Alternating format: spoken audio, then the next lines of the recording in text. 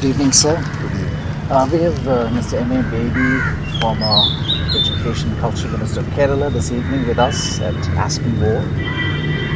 And we shall reflect on the idea of the Kochi-Muziris Biennale. We look forward to hearing your views and reflections on it.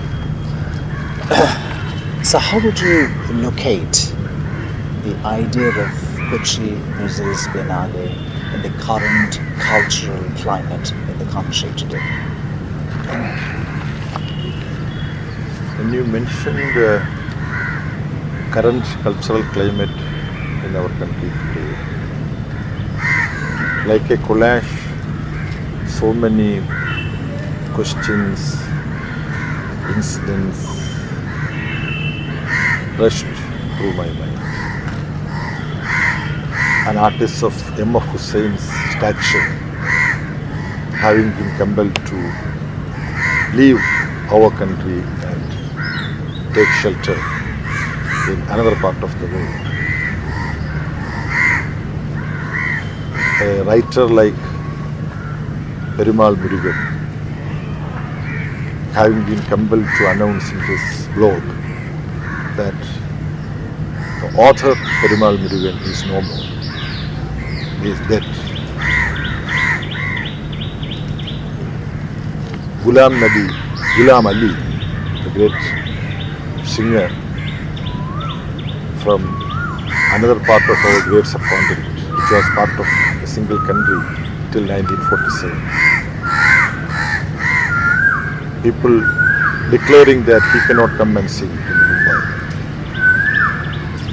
Then the demand that a film like PK should not be screened, Amir Khan's film. In short, can recall or narrate any number of such instances where inhuman intolerance is being exhibited in our social life, and the instances which I have mentioned are from the field of culture. Painters, artists, performing artists having been either forced to leave the country or compelled to stop their creative endeavor. In such an atmosphere, the Kochi-Muziris Biennale, a cultural creative intervention like Biennale, is not only an occasion for celebrating culture, but at the same time it's a struggle also. It's a cultural activity, but there is a civilized political dimension to the celebration of art and culture through Biennale, through the ideas of syncretic Assimilation. So that way, beginning with the first Kochi-Muziris Biennale, that message and that pregnant meaning is working as an undercurrent to the present Biennale also. So, in the present Indian cultural context, this Biennale has culturally a very meaningful impact, but it has other dimensions also. So we live in a period of significant cultural revisionism, which we spoke about now. Under the circumstances, as you've been a minister of culture and education, how do you think, to your mind, could we institutionalize a culture which encourages the promotion of art and culture on such a scale? See, I remember on evening get-together in the flat of our French artist Jyoti Basu from Mumbai. Bose, Riaz and many other friends were there. So I was asking my friends, artist friends, see, if we are to do something meaningful and significant in order to change the cultural life of Kerala with regard to, creative works like painting, sculpture and installation and similar experiments in the field of art. What should we do? You see, this is a question. In fact, in the year 2000, with similar ideas, when we had a huge project at the time of the transition of our history from one millennium to the other, in 1999-2000, we had a left-front government in Kerala. We all started one wonderful program called Manaviyam. The idea was that all that is associated with human creativity should be celebrated. See, that time, as part of Manaviyam, for the first time we instituted one award in the name of Manaviyam and Raja Ravivarma for meaningful contribution in the field of painting and plastic arts. And the first award was given to K.G. Subramanian. And I was also a member of the jury. With some amount of pride I am saying that, but the chairman of the jury was none other than A. Ramachandran, the great artist. As a representative of the Manaviyam Cultural Mission, I was also there. In our meeting, I remember, Cultural Secretary IAS, Mr. T. Balishan was there. I was going to the meeting with whether it should be given to K.G. Subramaniam or M.F. Hussain. Few names were there, but first name was K.G. Subramaniam. Ramachandran said, I propose a name, K.G. Subramaniam. Immediately we said yes, we agreed to that.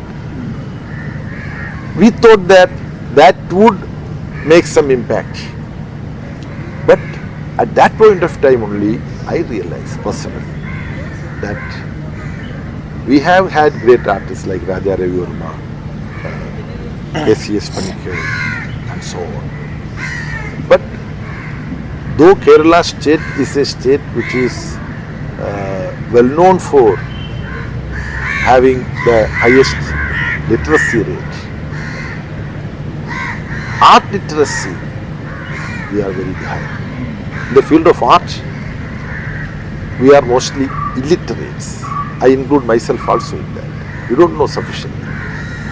So we thought that this Puraskaram being instituted and given to the great artist like K.G. Subramaniam would inculcate some cultural literacy in Kerala. But to our shock, some people ask, this award you are giving to K.G. Subramaniam, what is his contribution? That means K.G. Subramaniam was not sufficiently known in Kerala. This is a fact. With shame I am stating this. Then I realized that we have to do something to eradicate cultural illiteracy. Alphabet and linguistic illiteracy we have been able to eradicate, but in the field of art and culture.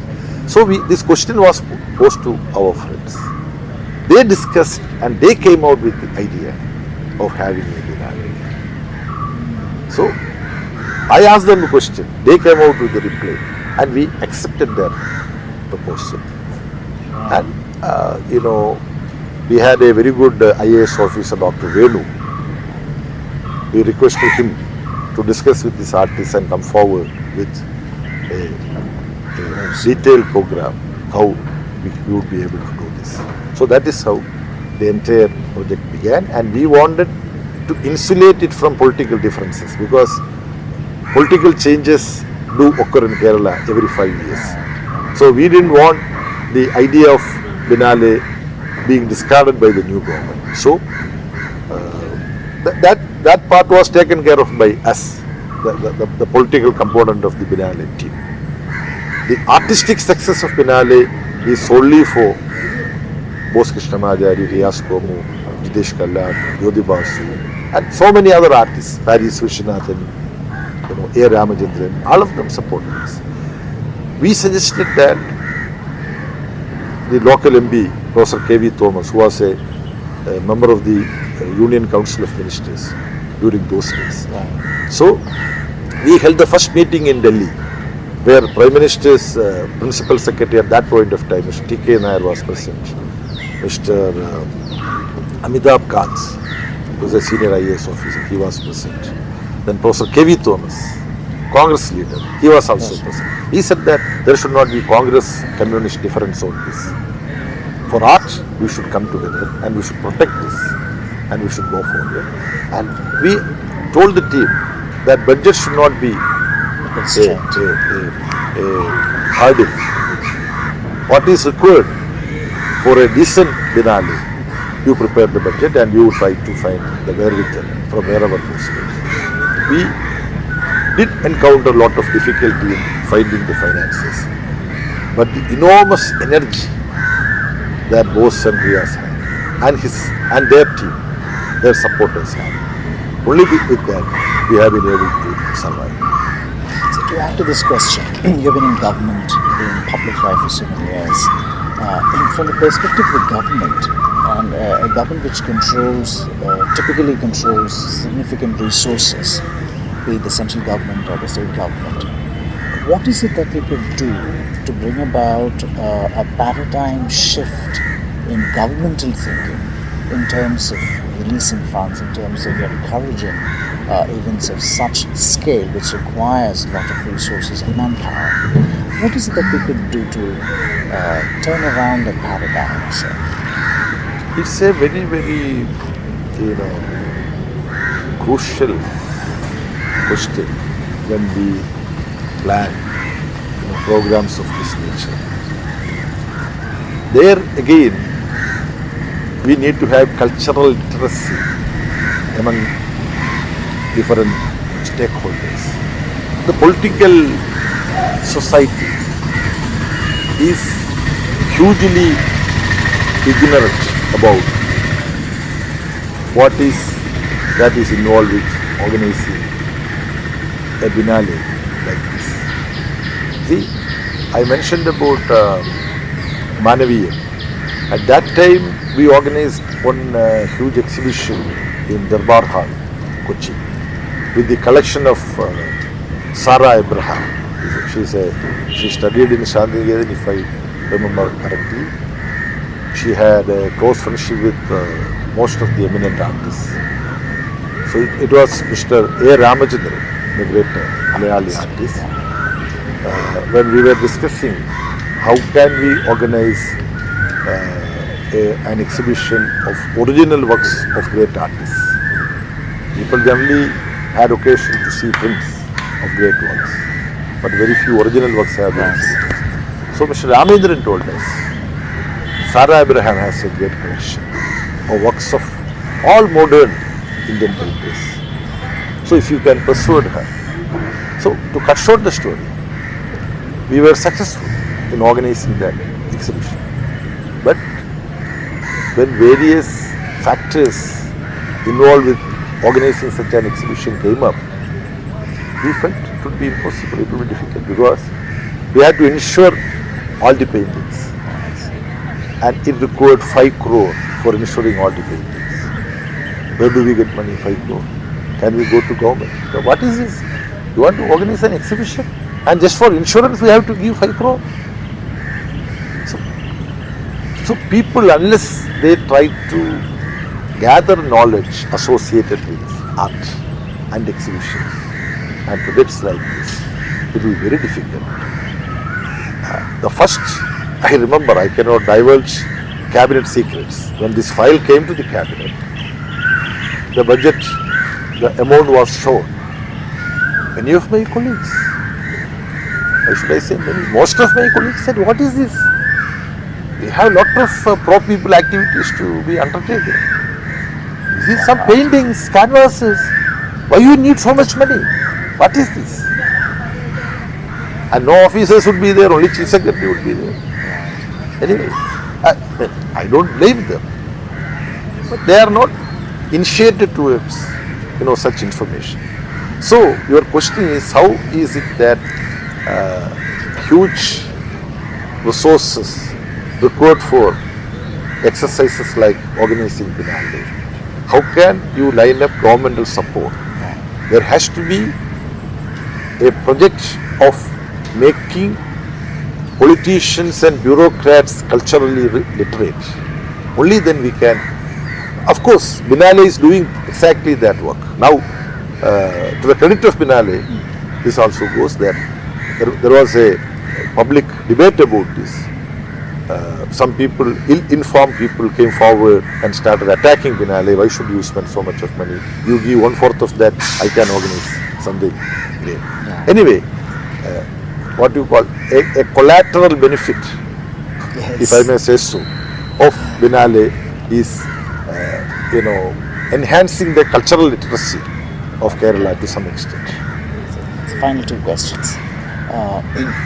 As a minister, culture minister, education minister, in future, how would you visualize institutionalizing culture of art and art education in our system, which doesn't really regard art as relevant to the vitals of life?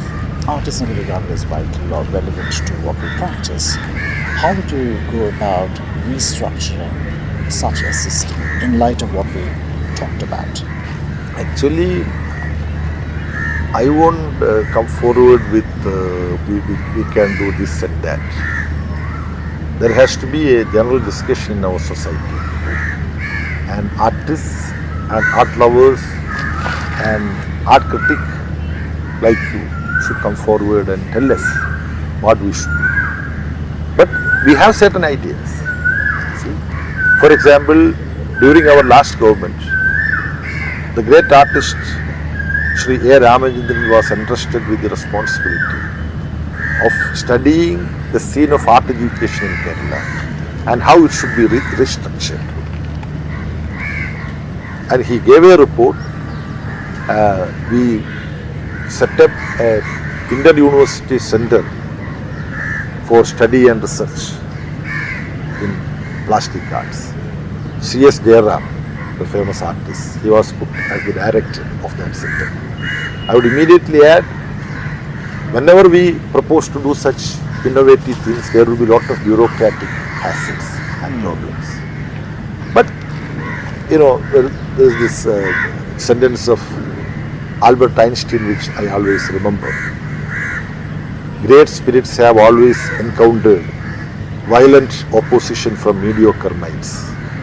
So when people, not necessarily great minds, small people like us, when we also try to do something, there will be a lot of violent opposition from mediocre minds.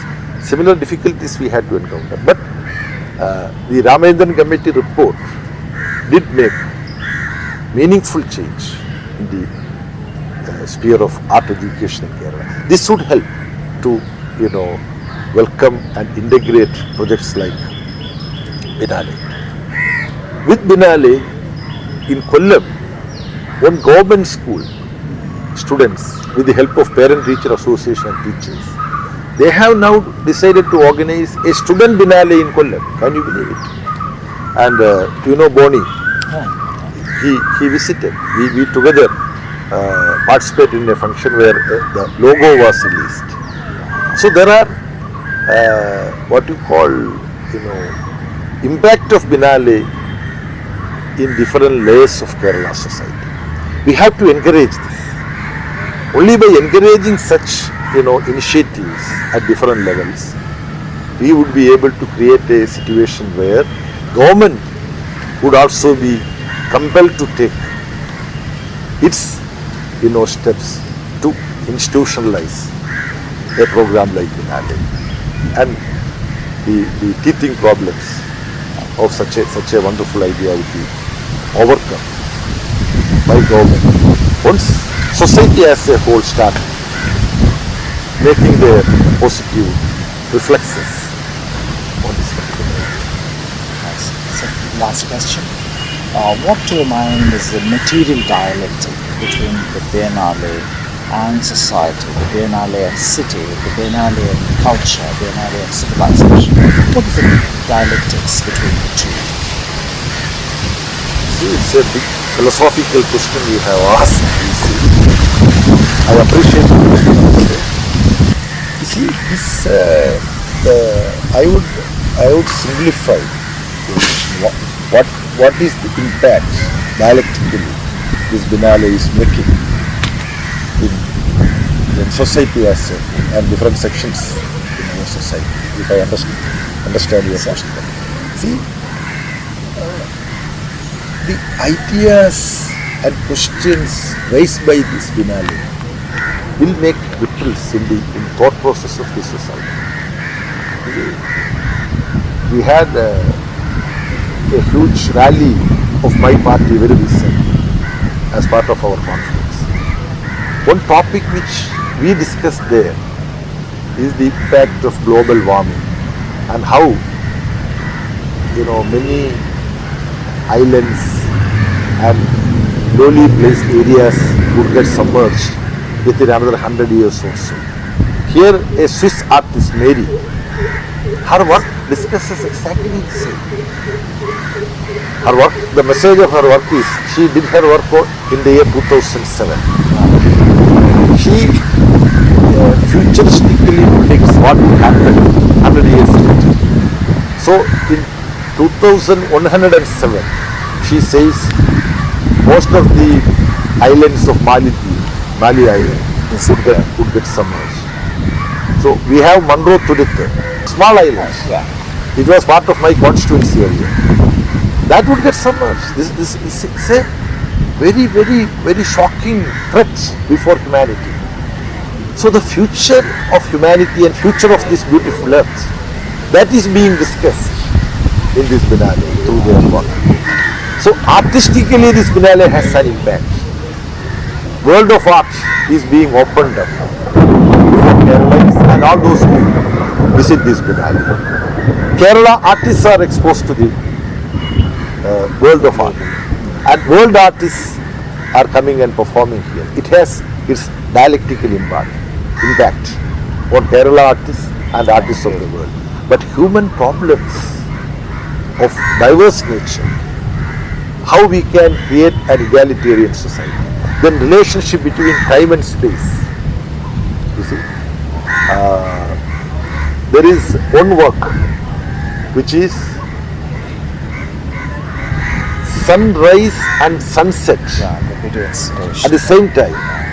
So your understanding of nature and the world, for some it is sunrise, for someone else the same process is sunset. So how you understand various phenomena in nature. So people are getting an opportunity to get opened up to philosophical questions and questions related to their existence. So I'm very inspired and I'm very contented that this Biennale opens up a new world of ideas and a new world of aesthetics to those who experience by walking through this Biennale. Thank you, sir. Thank you for this brilliant interview. Thank you so much. Thank you very much Thank you very much. for provocative questions you have asked. Thank you, sir.